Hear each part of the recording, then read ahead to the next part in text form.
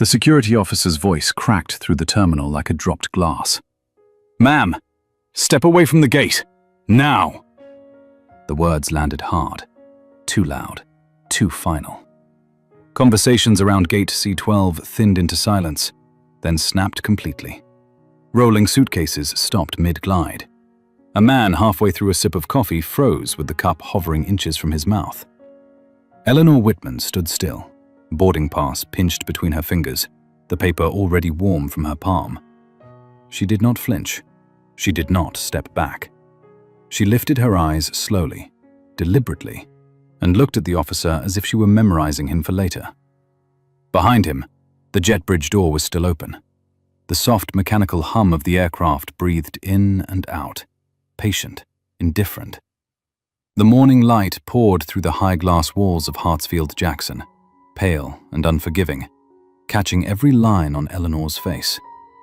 67 years old, silver threaded neatly through her dark hair. A tailored navy coat that had seen better days, worn not from neglect, but from habit.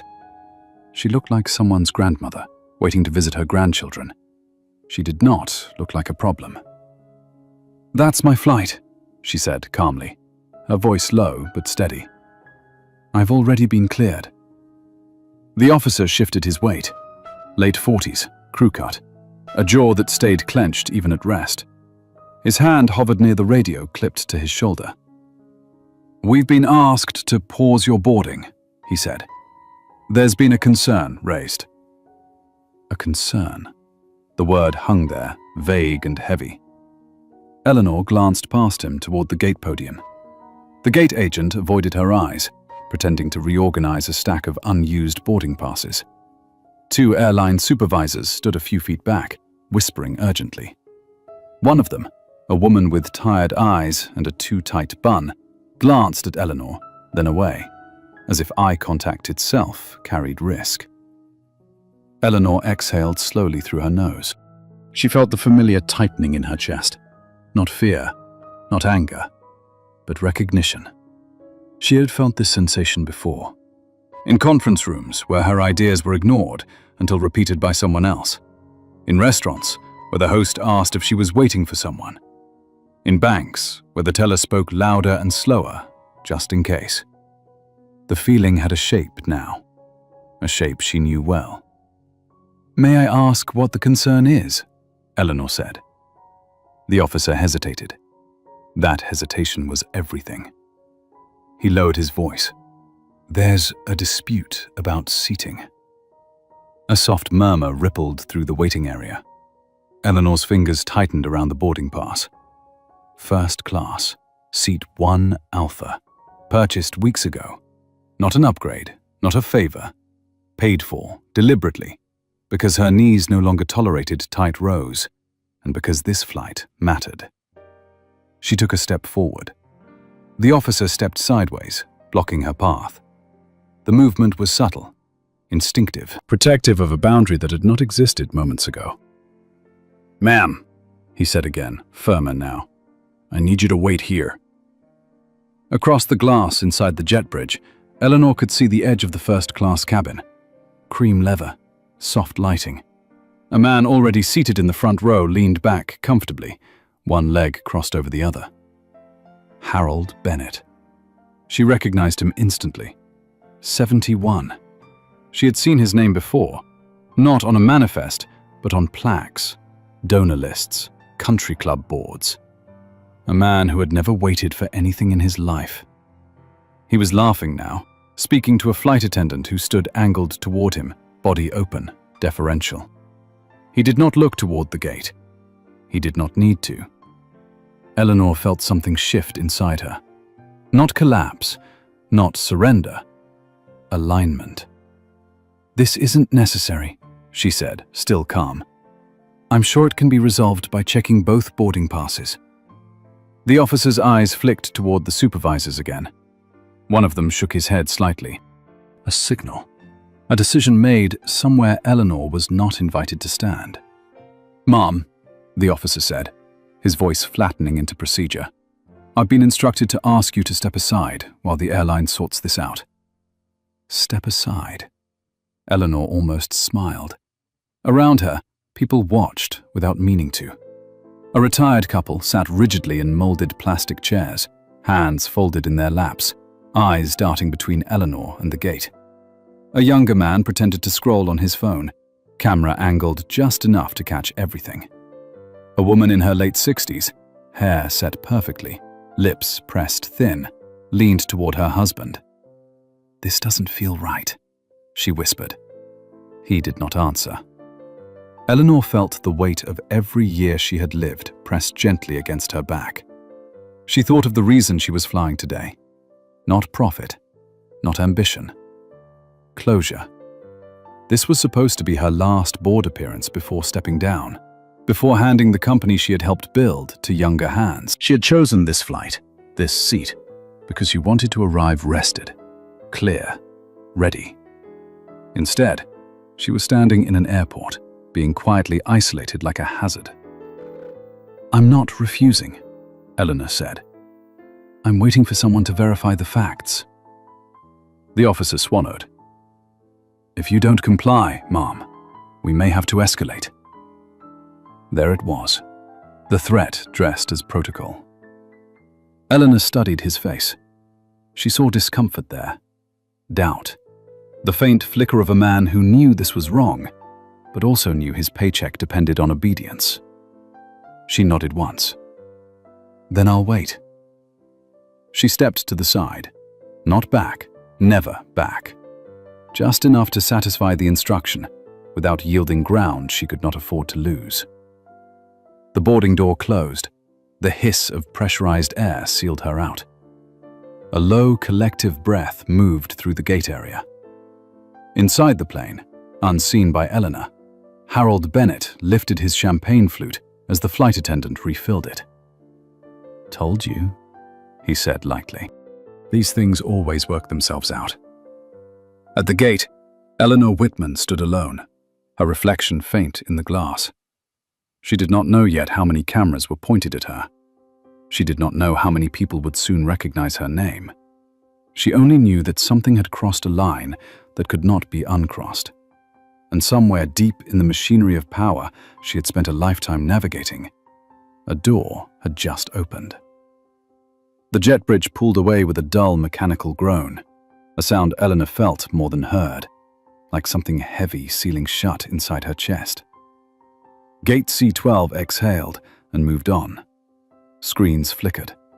Boarding groups disappeared from the monitors. Her flight was no longer delayed. It was gone. A supervisor finally approached, shoes clicking too fast on the polished floor. He was mid-50s, grey at the temples, wearing the practiced expression of someone trained to de-escalate without conceding. "Ms. Whitman," he said, careful now, respectful but distant. "We're arranging alternate accommodations." Eleanor looked at him. Really looked. The fine sweat at his hairline, the way his eyes kept sliding past her to the small crowd that had not dispersed. "I didn't ask for alternate accommodations," she said. "I asked for verification." He nodded as if agreeing, though nothing changed. "There was a conflict in the cabin. Our crew made a judgment call." A judgment call. Eleanor tasted the phrase. She thought of how many judgment calls had been made about her in rooms she did not control. "Then I'd like to know whose judgment," she said. The supervisor hesitated.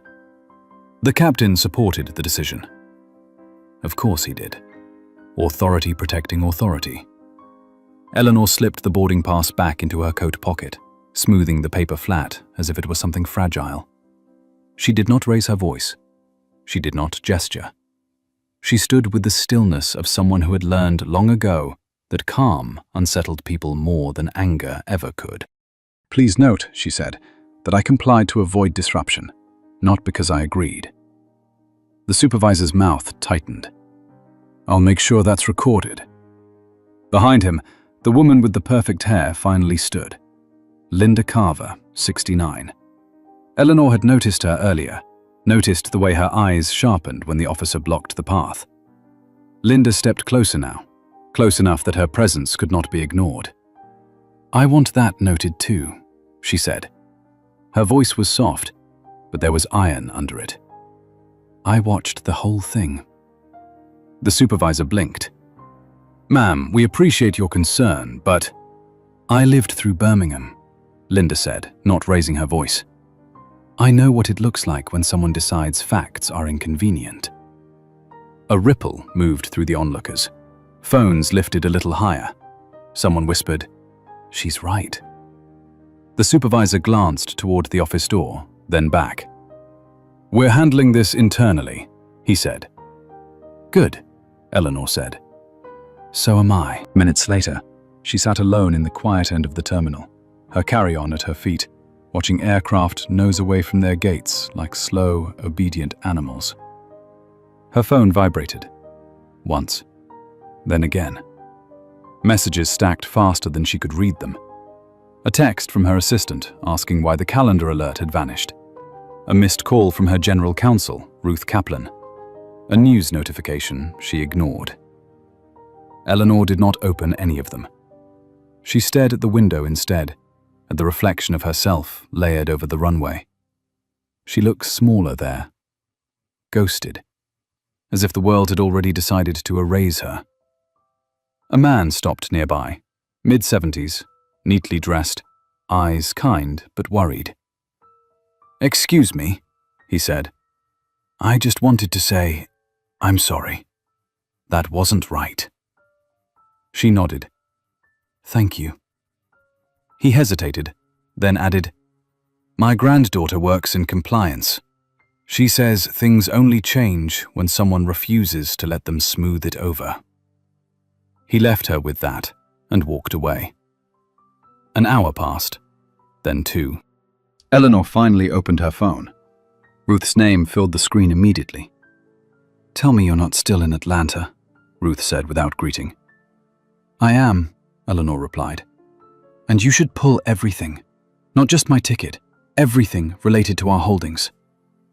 There was a pause, then the quiet shift of Ruth standing up somewhere far away. "You think this is bigger?" she said. "I know it is," Eleanor said, "because they didn't make a mistake. They made a choice."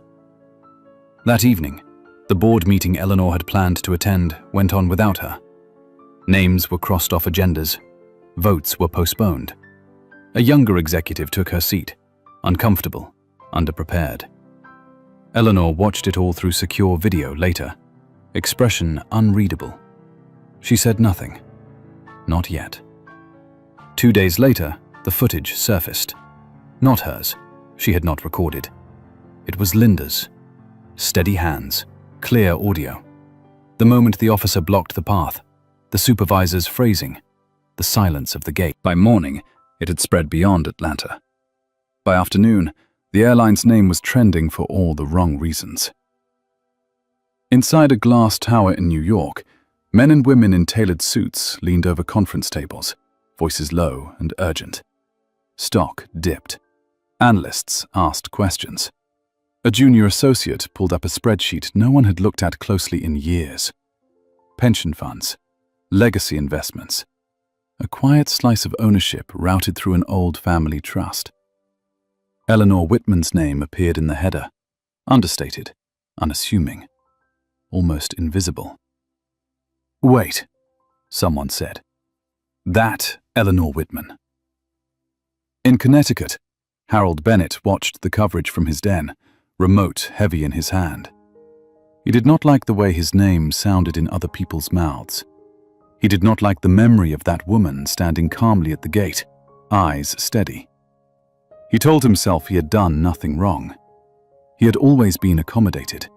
That was how things worked. At headquarters, the captain was called into an office he had never been invited into before. He sat stiffly, hands on his knees, listening to words like optics and exposure and pattern. The flight attendant stared at the floor, replaying the moment she chose not to ask for a boarding pass.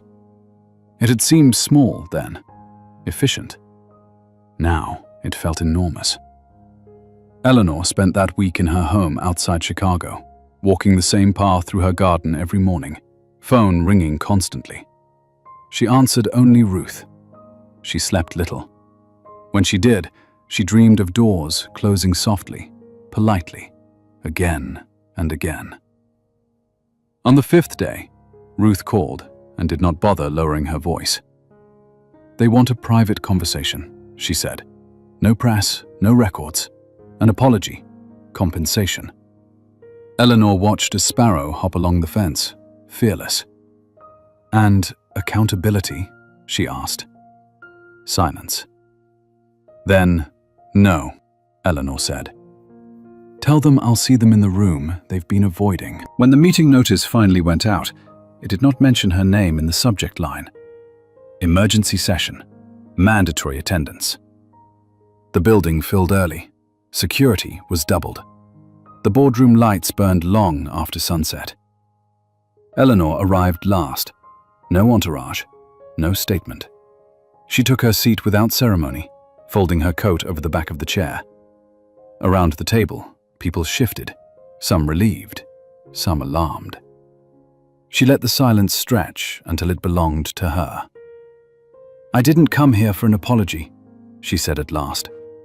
"I came here because something in this system is broken, and I have spent my entire life fixing things that other people were comfortable ignoring."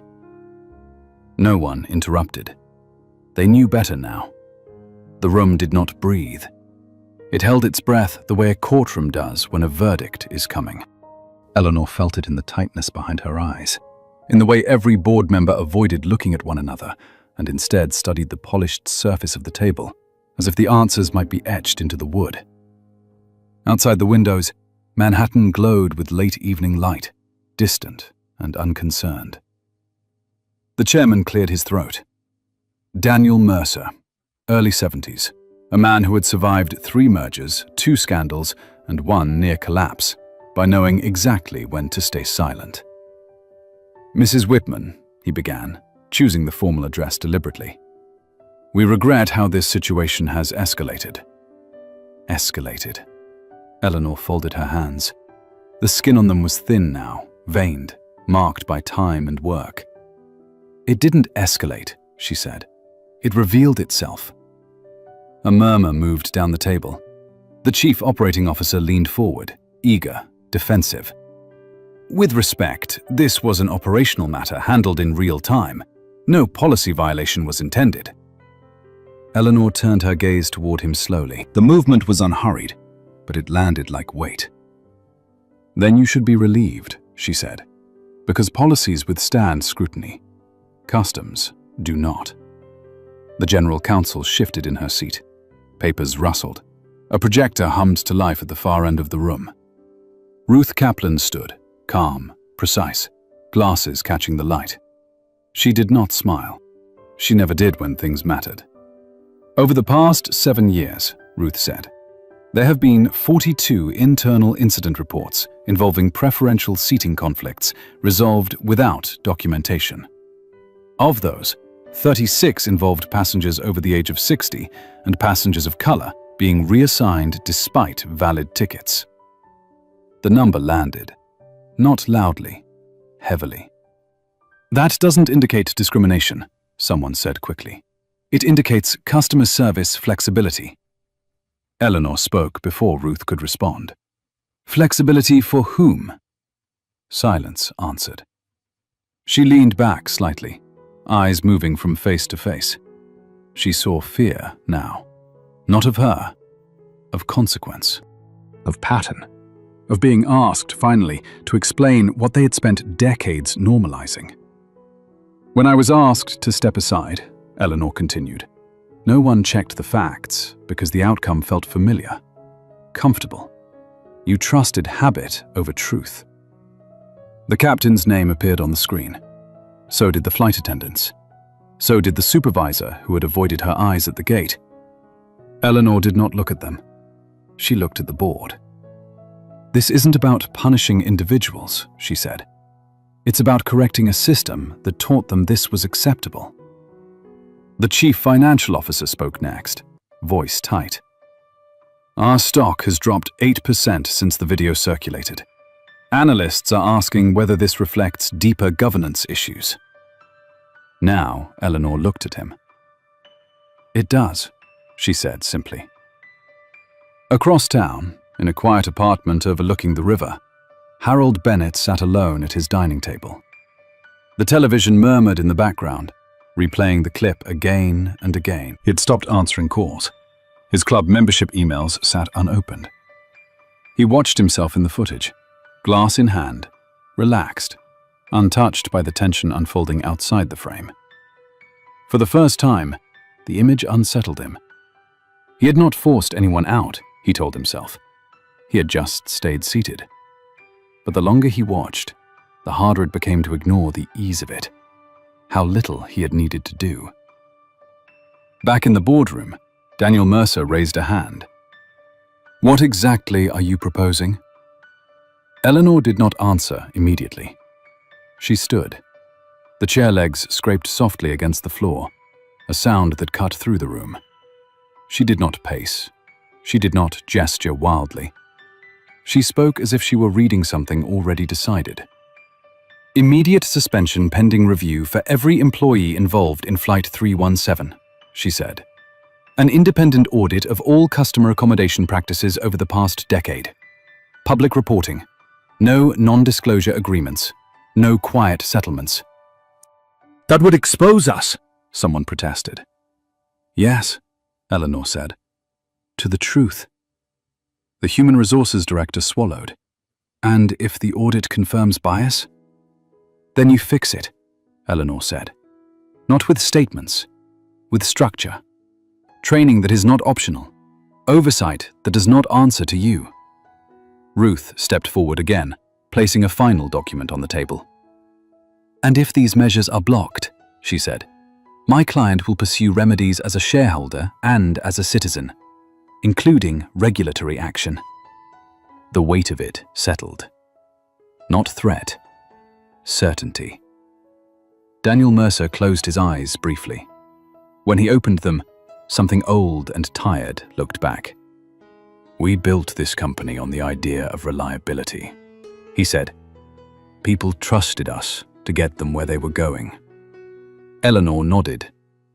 "Then start acting like it." Hours later, when the meeting adjourned, no one felt victorious. Decisions had been made, but the cost lingered. Careers would end.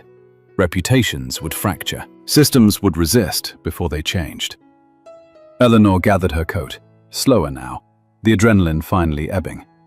Ruth touched her arm gently. "You all right?" Eleanor looked around the emptying room.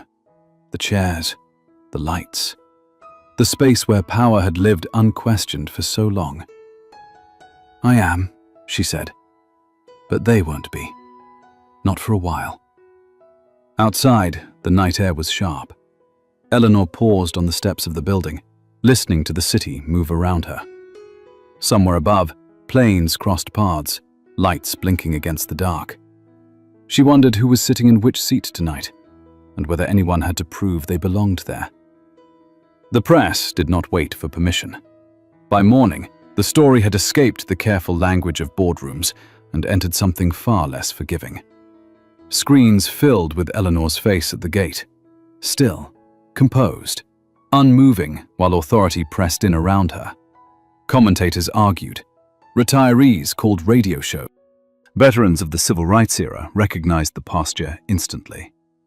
Not defiant, enduring. Inside the airline's headquarters, damage control began to eat itself alive.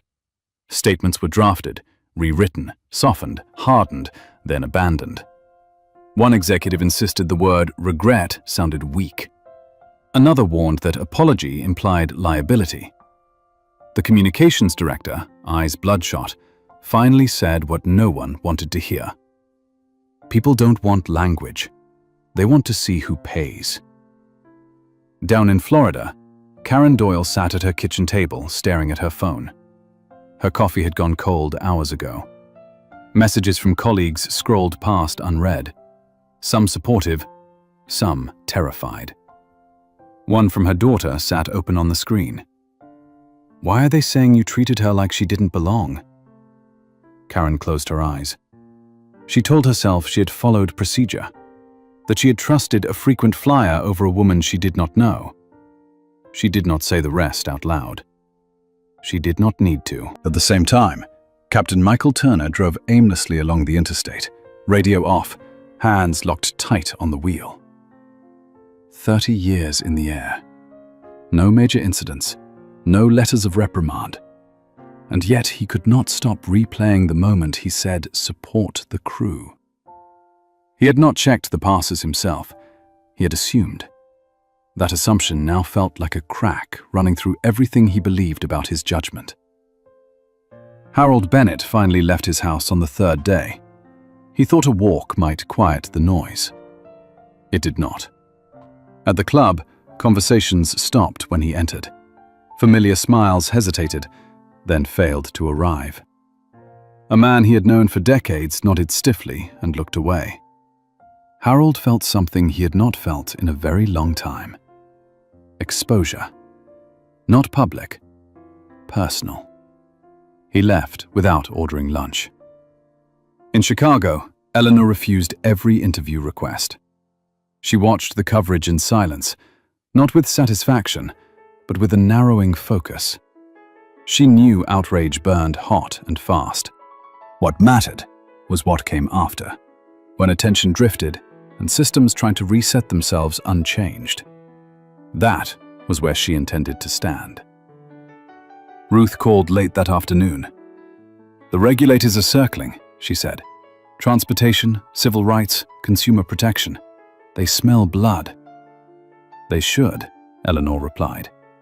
"But I don't want this reduced to fines and apologies." Ruth hesitated. "Then you need to prepare for pushback, real pushback. They'll argue precedent. They'll say you're overreaching." Eleanor looked out at her garden, at the soil turned dark and rich from recent rain. "They said that every time someone asked for more than comfort," she said. The airline's board reconvened 48 hours later. This time, the room was different. Lawyers lined the walls. Consultants filled the back rows, whispering into headsets. The chairman opened the session with clipped urgency. "We need resolution," he said, "before this becomes legacy damage." Eleanor waited until the murmurs settled. "It already is," she said. "The only question is what kind." A director leaned forward. "You're asking us to dismantle practices that have been in place for decades." "Yes," Eleanor said, "because decades do not make them right. They just make them invisible." Another voice cut in, sharper. "And what if the audit implicates senior leadership?" Eleanor did not blink. "Then leadership changes." The room stiffened. This was the line they had hoped she would not draw. After the meeting, a younger board member caught up with her in the hallway, early 40s, nervous. "You know they'll try to wait you out," he said quietly. "The news cycle will move on." Eleanor met his eyes. "I have been waited out my entire life," she said. "I'm still here." That night, alone in her living room, Eleanor finally allowed herself to sit with the weight of it all. The phone was silent for once. The house creaked gently around her. She thought of her parents, both gone now, who had taught her how to lower her voice without shrinking, how to listen without surrendering. She wondered what they would say if they could see her now. Her phone buzzed once, a text from Linda Carver. "Thank you for not letting them bury it." Eleanor typed back slowly. "We buried enough things already." The following week, the airline announced the audit publicly. Names were withheld, but the language was firm. Independent oversight, mandatory review. No timelines softened by comfort. The market reacted sharply. Investors panicked, then steadied. Something unfamiliar was happening. Accountability was being treated as an asset. Harold Bennett received the letter the same morning. Permanent revocation of loyalty status. Review pending regarding future travel. He sat at his desk, letter trembling slightly in his hand. His grandson wandered in, curious. "Grandpa," the boy said, "why are people mad at you on TV?" Harold opened his mouth, closed it. He had never practiced this conversation. At headquarters, Karen Doyle was escorted from the building with a small box in her arms. No cameras, no shouting. Just the quiet humiliation of co-workers watching from behind glass. She wondered, dimly, when exactly she had learned to stop questioning easy decisions. Eleanor stood at her window that evening as a plane passed overhead, low and loud. She followed it with her eyes until it vanished. For the first time since Atlanta, her shoulders lowered. Not because it was over, because it had truly begun. The first subpoena landed quietly, folded into an envelope no heavier than a grocery receipt. Eleanor held it for a long moment before opening it. Not because she feared what it contained, but because she recognized the tone of it. Measured, polite, assertive in the way institutions speak when they are no longer asking. By the end of the week, there were 7 more. Federal transportation regulators, a civil rights commission, a state attorney general whose name Eleanor knew from decades of watching how power shifted when public patience ran out. Each document carried the same implication. This was no longer a public relations storm. It was structural. Inside the airline, resistance hardened. Middle managers who had once nodded eagerly in meetings now asked for clarification in emails copied to legal. Executives who had spoken about values began talking about exposure. A memo circulated quietly, suggesting that Eleanor's involvement constituted a conflict of interest, but her influence as a shareholder blurred lines that should remain separate. Ruth read it aloud over speakerphone, incredulous. "They're trying to recast you as the problem," she said. Eleanor did not react. She was sitting at her dining table, the same table where she had balanced budgets in her 20s and taught her son how to read quarterly reports like stories. That was always going to happen, she said. When systems feel cornered, they look for a body to push out. Across the country, Captain Michael Turner sat in a small conference room with a union representative who spoke gently but did not sugarcoat. His flight privileges were suspended pending review. His record, once spotless, now read like an open question. He stared at his hands as if they belonged to someone else. "I didn't mean to hurt anyone," he said quietly. "I know," the representative replied, "but intent doesn't fly the plane. Decisions do." Karen Doyle's days collapsed into silence. Without the structure of schedules and crew briefings, time stretched uncomfortably. She avoided the news until she could not. When she finally watched the footage again, she noticed details she had ignored before. Eleanor's stillness, her refusal to plead. Karen felt a slow, corrosive regret creep in. Not just for what she had done, but for how easily she had done it. Harold Bennett tried to reclaim normalcy. He attended a charity luncheon, expecting familiar warmth. It did not come. Conversations skirted him. People spoke around him, not to him. At his table, a woman he barely knew leaned in and said, "You know, my sister was on that flight." Her voice was calm, unforgiving. Harold nodded, unsure what response might make this end. None did. Eleanor watched all of this from a distance she had earned. She gave no interviews. She issued no statements. When asked why, she said simply, "This isn't my story anymore." Privately, she prepared. She and Ruth built timelines, mapped reporting failures, cross-referenced policies against practice. They worked late into the nights, fueled by black coffee and a shared understanding that half measures would only reinforce the problem. The board fractured.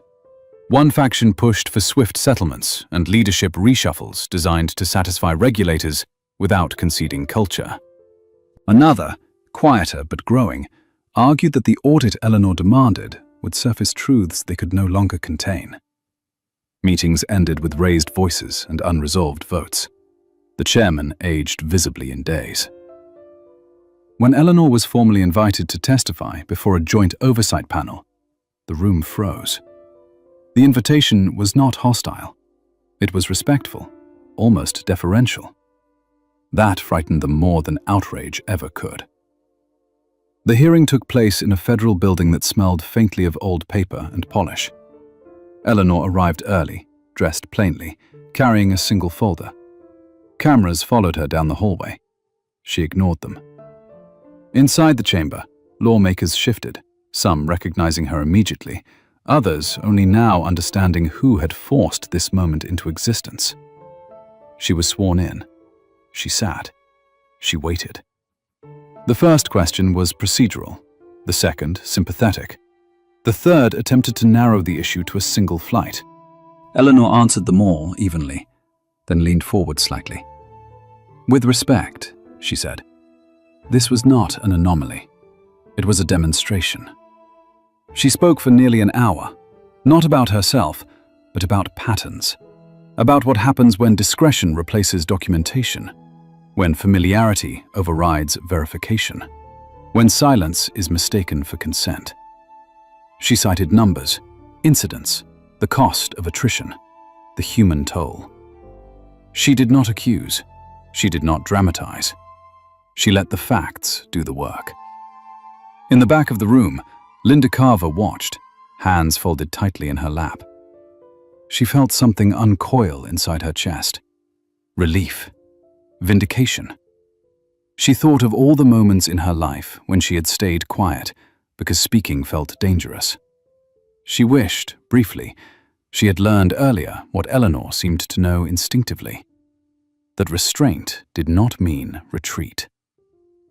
The panel recessed in stunned quiet. Reporters rushed the hallway. Headlines formed before votes were cast. That night, Eleanor returned home exhausted. She kicked off her shoes and stood barefoot on the cool kitchen tile. Her son called, voice thick with emotion. "I'm proud of you," he said. She closed her eyes, leaning against the counter. For the first time in weeks, her hands trembled. The following morning, the airline announced the resignations. Not just of the captain and the attendant, but of two senior executives whose names had not been expected. The chairman stepped down. An interim committee was formed, with independent oversight written into its charter. The audit expanded beyond its original scope. Markets reacted violently, then stabilized. Analysts adjusted language. Long-term risk, necessary correction, institutional reset. Eleanor read the press release once, then set it aside. She did not celebrate. She felt something closer to mourning, for the time lost, for the damage normalized, for the people who would now be forced to reckon with what they had ignored. That afternoon, she sat in her garden again, hands in the soil, grounding herself. A neighbor waved from across the fence. Eleanor waved back. Eleanor, human. Enough. In the distance, a plane passed overhead. Eleanor looked up, following it until it disappeared into cloud. She did not wonder who sat where. She wondered instead how many people would never know the weight of proving they belonged, and whether, this time, that weight might finally be lifted. The settlement negotiations dragged on for weeks, not because the numbers were difficult, but because no one could agree on what accountability was supposed to look like when it could no longer hide behind paperwork. The airline's lawyers came prepared with spreadsheets, projections, carefully worded offers. Eleanor came with memory, with pattern, with the quiet certainty of someone who knew exactly how much had already been lost. They sat across from her in a neutral conference room overlooking the Potomac. Frosted glass, neutral art, coffee that tasted faintly burned. One attorney leaned forward, hands clasped. "We're prepared to commit to extensive training programs and a substantial civil penalty," he said. "This would allow all parties to move forward." Eleanor listened without interruption.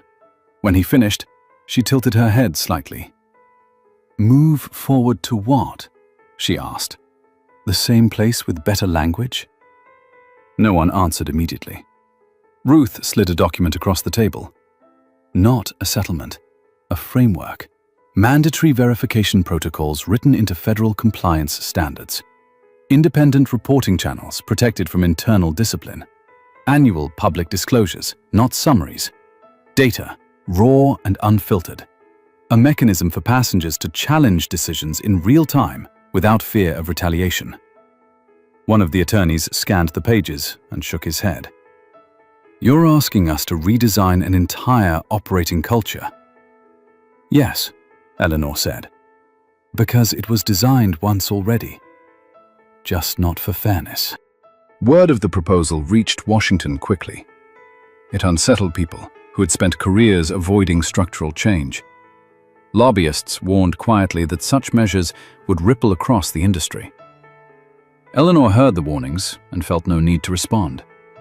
Ripples were the point. At the airline, morale fractured. Some employees felt punished for sins they did not commit.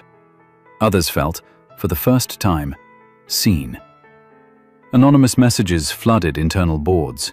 Stories poured out. Not dramatic, mundane. The kind of small humiliations that accumulate until people leave without ever explaining why. Karen Doyle watched those messages late one night, sitting alone in her apartment. She recognized herself in them more than she wanted to admit. Not as a villain, but as a participant. A woman who had learned to survive by aligning with the strongest current in the room.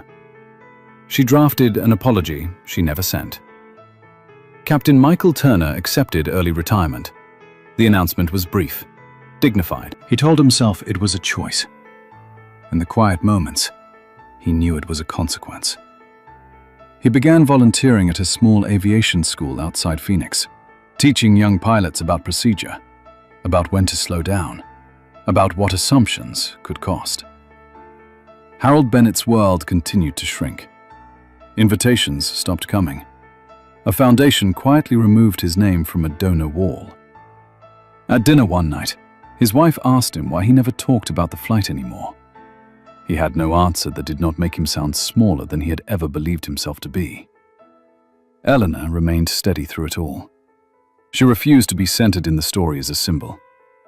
When asked why she kept pushing after resignations and penalties, she answered, "Because systems don't change just because someone steps aside." The framework became law 6 months later, folded into a broader transportation equity bill few had expected to pass intact. It did, not unanimously, but decisively. Airlines scrambled. Training firms multiplied overnight. Compliance officers gained real authority for the first time in decades. Eleanor watched the vote from her living room, feet tucked beneath her, hands wrapped around a mug she had forgotten to drink from. She did not cry. She did not smile. She felt something quieter. Completion. That evening, her grandson called from college. He was studying public policy. "They talked about you in class," he said, half amazed. "About how individual leverage can force institutional change." Eleanor closed her eyes. "Tell your professor leverage only matters if you use it," she said. Later, alone, she walked through her house, touching the familiar corners. Photographs, books, the life she had built carefully, deliberately, often against resistance she no longer felt the need to name.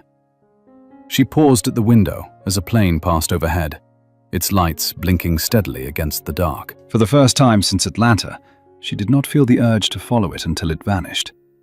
She trusted where it was going. The first quiet came afterward. Not peace, exactly. Something thinner. Like the air after a storm has passed, but before anyone is willing to step outside and trust it. Eleanor noticed it in the absence of phone calls, in the way her calendar suddenly looked too open, in how the news cycle moved on without asking her permission. The world had a way of absorbing disruption and then pretending it had always been this way. Eleanor knew that, had always known it. What surprised her was how deeply tired she felt now that there was nothing left to brace against. She returned to Atlanta once more, not for a flight, but for a meeting requested quietly by a group that did not usually ask. Former flight attendants, gate agents, 2 pilots nearing retirement. They gathered in a modest conference room near the airport, coffee in paper cups, shoulders tense as if expecting someone to burst in and tell them they did not belong there. They did not applaud when Eleanor entered. They did not thank her. They watched her carefully, measuring. One of the attendants spoke first, early 60s, voice worn smooth by decades of announcements and apologies. "We didn't think anyone like you would listen to anyone like us," she said.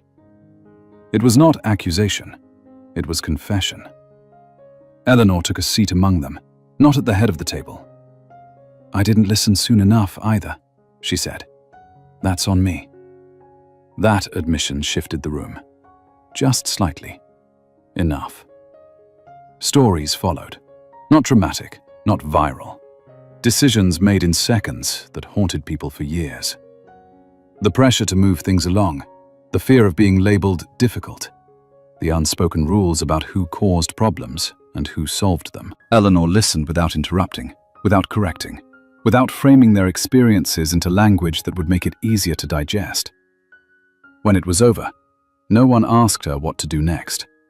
They already knew. They were not looking for direction. They were looking for permission. "You don't need me for that," Eleanor said. "You just needed to know you weren't imagining it." On the drive back to her hotel, Eleanor felt something she had not felt since before Atlanta. Relief mixed with responsibility. Change was happening without her at the center of it. That was how it was supposed to be. Meanwhile, the airline's internal culture cracked in unexpected places. Younger employees began questioning long-standing practices openly. Veteran staff resisted, not out of malice, but out of fear that the ground beneath them had shifted too fast. Training sessions grew tense. Some ended early. Some ended in tears. In a small office near Dallas, a mid-level manager named Raymond Collins sat through his 3rd compliance review of the month. He had never thought of himself as part of the problem. He had hired fairly, promoted fairly, or so he believed. When an auditor asked him to explain why certain complaints had been rerouted instead of logged, he felt his throat tighten. "That's how it was done," he said weakly. The words sounded hollow even to him. Raymond went home that night and reread old emails. He saw patterns he had once skimmed past. He understood, finally, but intent had never been the measure. Habit had. And habit was no longer enough. Harold Bennett received his last notice in the mail on an ordinary Tuesday. His travel privileges were formally terminated. No appeal, no expiration. The letter was courteous. Final. He folded it carefully and placed it in a drawer he rarely opened. His wife watched him from the doorway. "Do you regret it?" she asked quietly. Ola considered the question longer than he liked. "I regret how easy it was," he said. In Chicago, Eleanor began the slow work of stepping back. She transferred remaining responsibilities, declined advisory roles that felt performative, accepted one invitation only, from a community college that wanted her to speak to a room full of adults who had returned to school after decades away. She did not give them a speech. She answered questions instead, about pressure, about when to stay quiet and when silence costs more than noise, about how to recognize power when it disguises itself as normalcy. One man in the back raised his hand, 70 if he was a day. "What if it's too late?" he asked. "What if the moment already passed?" Eleanor met his eyes. "Then the next one becomes more important," she said. The room was quiet after that. Not reverent, reflective. Weeks later, Eleanor received a handwritten letter. The paper was thick, old-fashioned. It was from Karen Doyle. The apology was careful, unpolished. It did not ask for forgiveness. It acknowledged harm. Eleanor read it once, then placed it in a box with other things she no longer needed to carry. Captain Turner sent a postcard from Arizona. a photograph of a small prop plane against a wide sky. On the back, a single sentence. "I teach them to check twice now." Eleanor smiled faintly and placed it on the refrigerator. One evening, as autumn settled in, Eleanor sat on her porch, watching her neighborhood dim. Children rode bikes until called in. A plane crossed low overhead, steady, routine. Her phone buzzed with a news alert she did not open. Her grandson joined her, tall now, awkward in the way young men are when they have not yet decided who they will be. "They're talking about adding your case to the curriculum," he said. Eleanor shook her head. "It was never my case," she replied. "It was theirs." He frowned.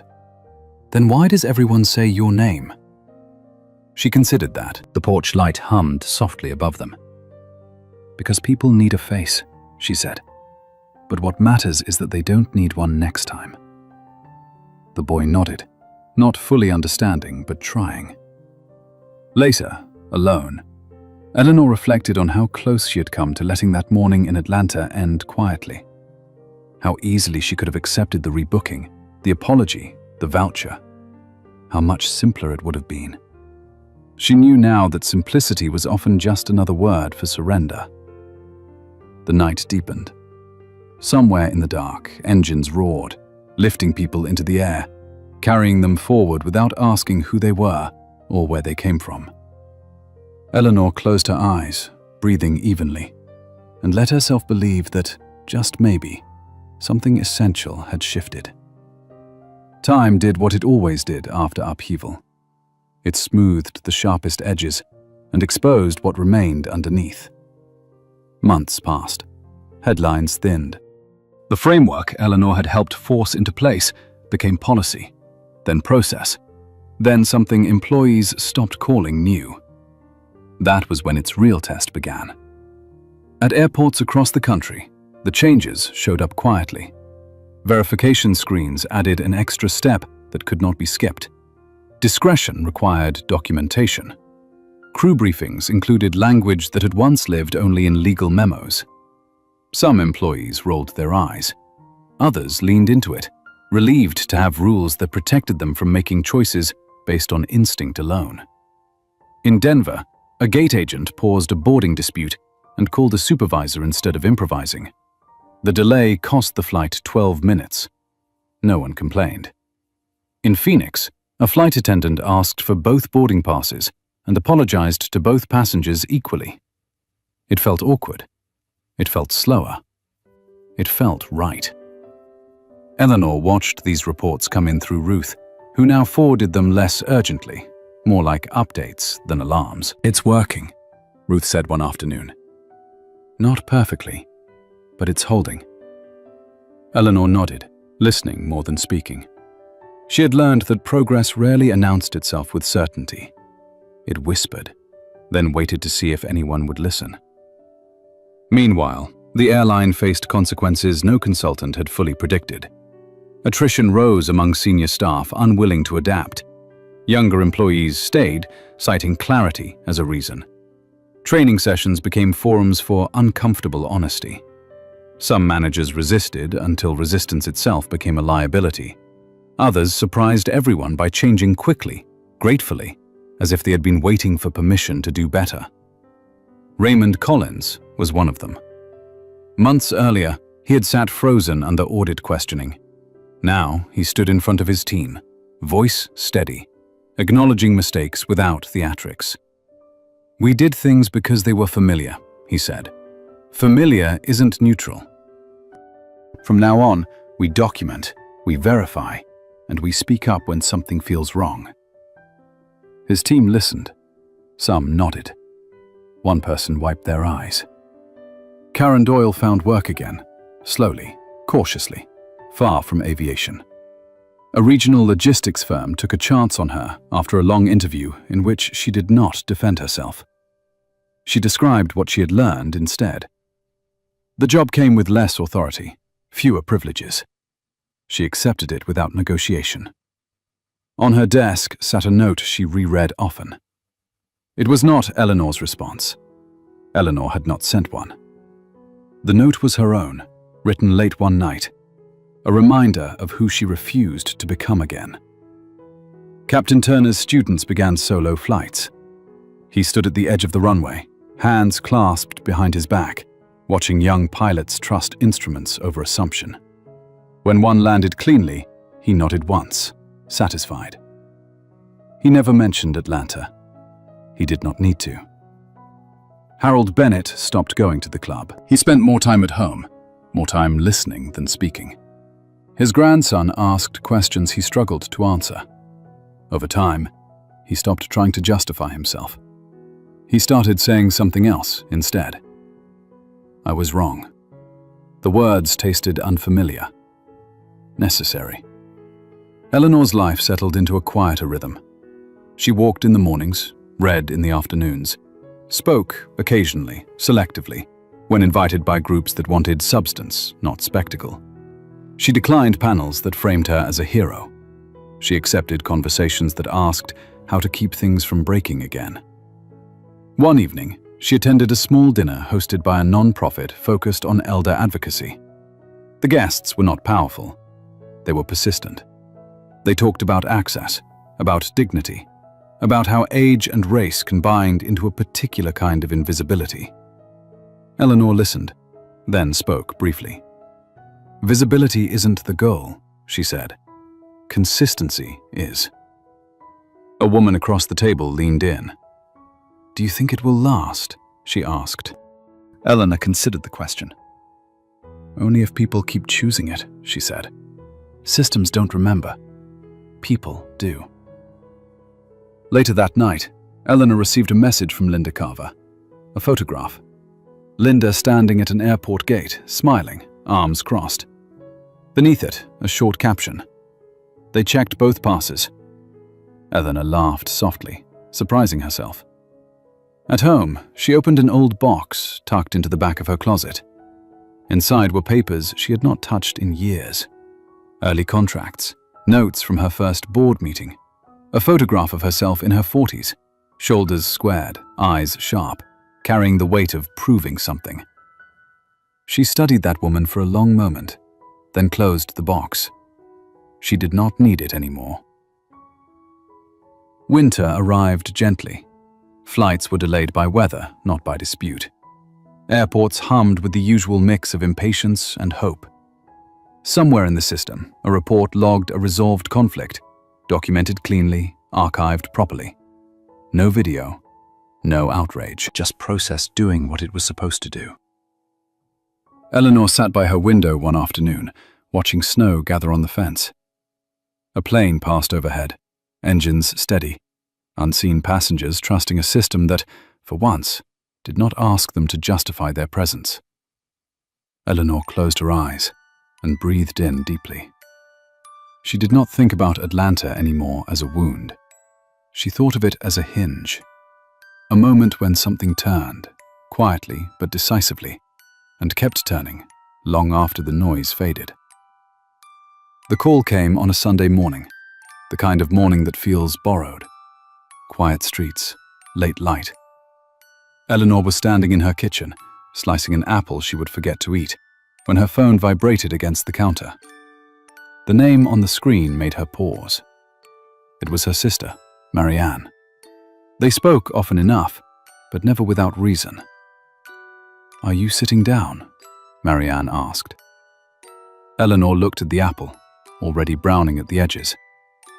"I'm standing," she said. "Just tell me." There was a breath on the other end. Mom's old friend, Clara Jennings.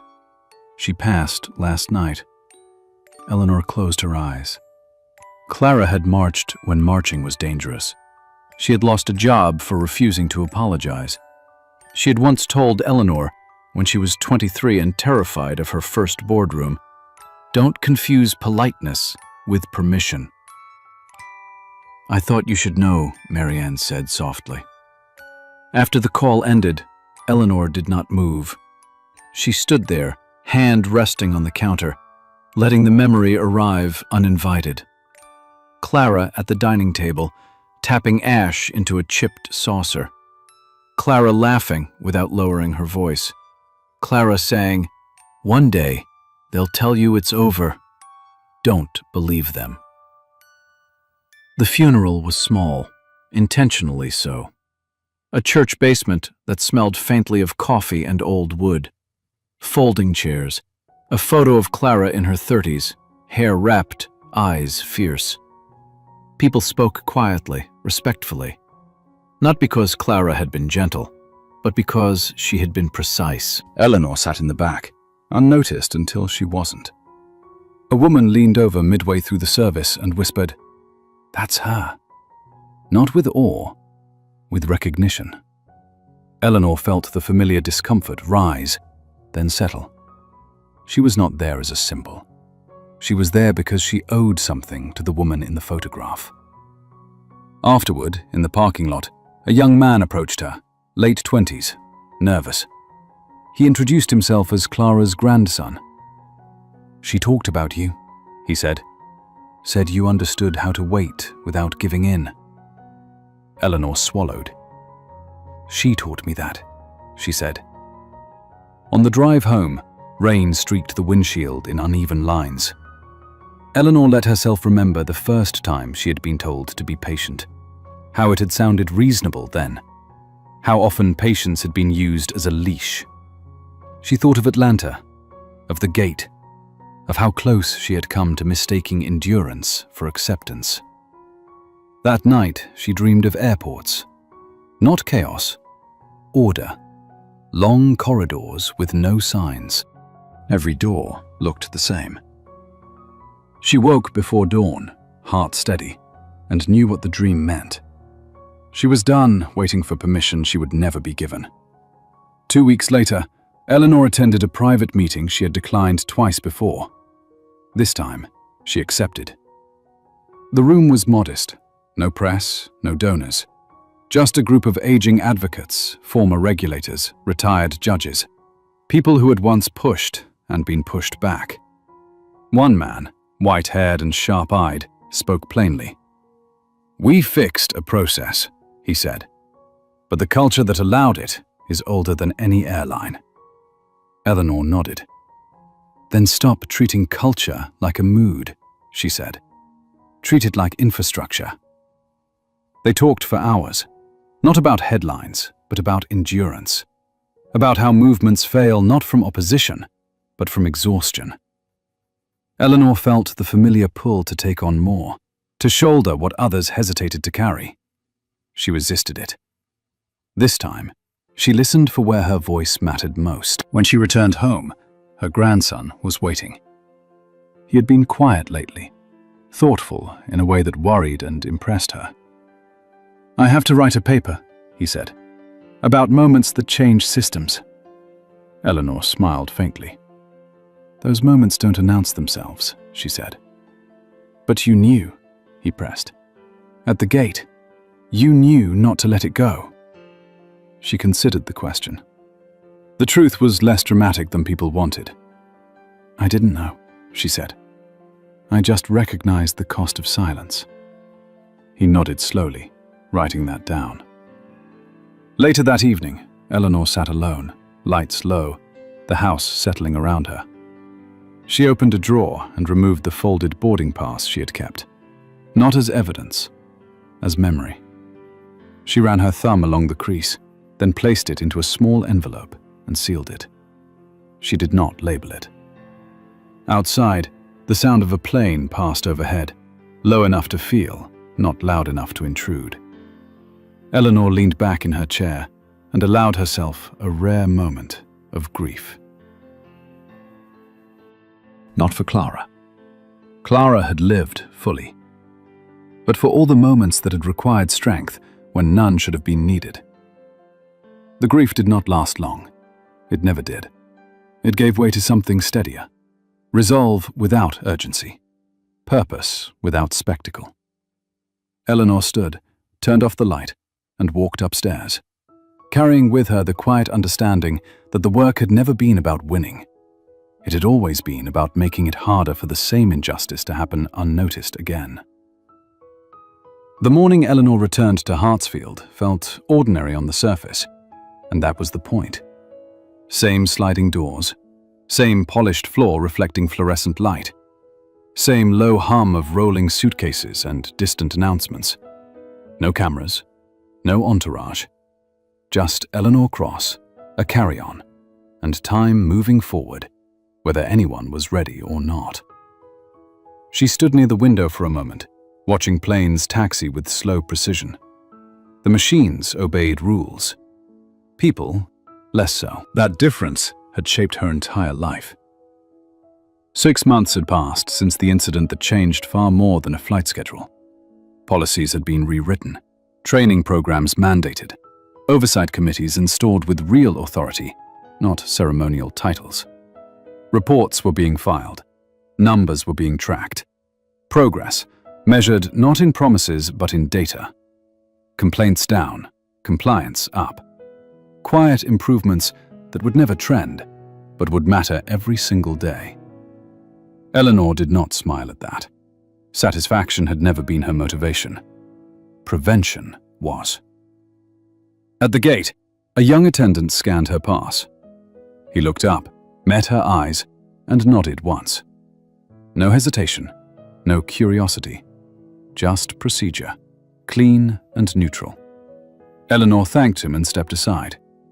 Nearby, an older woman sat, gripping her purse too tightly, eyes darting between the boarding sign and the crowd. Late 60s, maybe early 70s. Hair carefully set, shoes polished. The kind of woman who had lived long enough to expect disappointment, but still hoped for courtesy. When boarding began, confusion rippled briefly. A man had taken the wrong seat. Voices rose. The attendant moved quickly, checked both passes, corrected the mistake without apology or accusation. The man complied. The woman relaxed, shoulders dropping an inch. It was over in seconds. No one filmed it. No one clapped. That was the victory. Eleanor took her seat and buckled in. The cabin smelled faintly of coffee and recycled air. Familiar. Ordinary. She placed her bag beneath the seat and rested her hands on her lap. Around her, people settled into their own small worlds. Newspapers folded, screens lit, conversations murmured. Life proceeding as it should have all along. As the plane lifted, Eleanor felt the quiet pressure in her chest ease. Not relief. Closure. She looked out at the shrinking ground and thought of Clara, of her mother, of every woman who had stood still while the world tried to push past her. Later, at cruising altitude, Eleanor opened her tablet. Not to read reports. Not today. She opened a document titled simply, Notes. Inside were names. Rosa, Carlos, Kenneth, Sandra. People who had spoken when silence would have been safer. People whose courage had cost them something. People who had gained nothing but self-respect and the knowledge they had not looked away. She added another name, the older woman from the gate. She did not know it, but Eleanor wrote it anyway, because recognition did not require introduction. When the plane landed, Eleanor did not rush. She waited for the aisle to clear, then stood. As she reached the door, the captain's voice came over the intercom. Calm, professional. Thank you for flying with us. We're glad to have you. Glad to have you. Not tolerate, not manage. Have.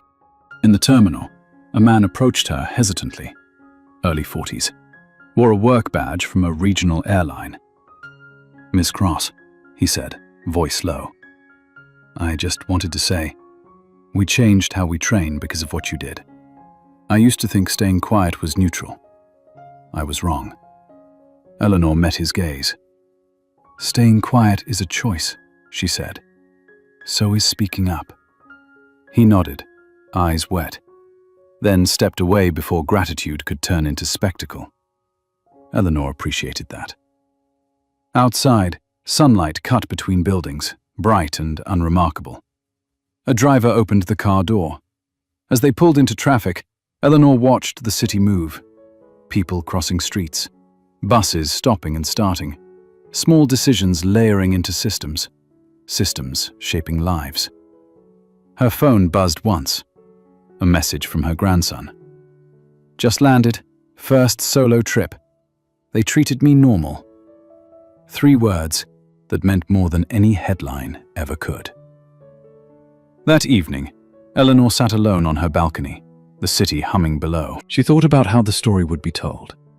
Simplified, sharpened, turned into something easier to consume than to learn from. That was fine. Stories evolved. Truth endured. She knew some viewers would watch and feel anger. Others would feel relief. Some would dismiss it as exaggeration. Others would recognize themselves in the silence, in the hesitation, in the moment before speaking up. To those people, Eleanor had only ever wanted one thing. Not admiration, not agreement. Awareness. Because the real work did not happen in boardrooms or court filings. It happened at gates, in aisles, in quiet moments when someone decided to check both passes, when someone chose fairness over convenience, when someone refused to assume. That was how change lasted. Not loudly, correctly.